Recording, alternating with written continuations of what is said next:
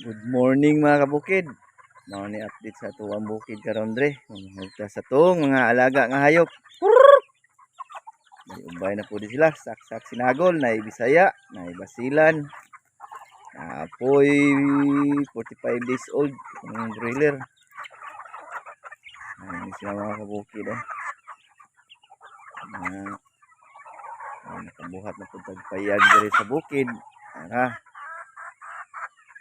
Mga fish pan, panglimpyuhan. Mga gulay-gulay. Ara.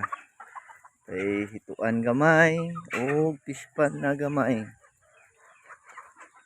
Tapos tayo pang baligya, pang breeding na manok na mga sabong. Tara, daghan-daghan na siya mga piso. So peaceful kayo ron mga kabukid. Peaceful kayo. Kusog kayong ulan kagabi Nindot kayo ang kuano.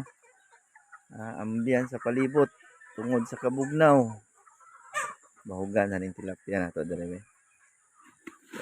Bahugan og bahog sa manok. Pero hingaw gyapon guys sila. Ubay-ubay na sila diyan mga kabukid.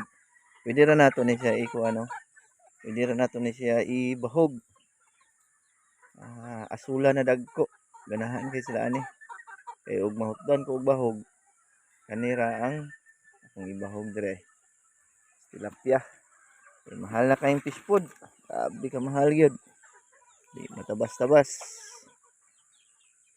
So, maura ni mga kabukid ang update sa tuang kabukiran. Taon-taon na gid wala naka-vlog. Na-demonetize ang tuang channel kay wala na ta ka-upload og video. So, bye-bye mga kabukid. Daghang salamat. God bless you all.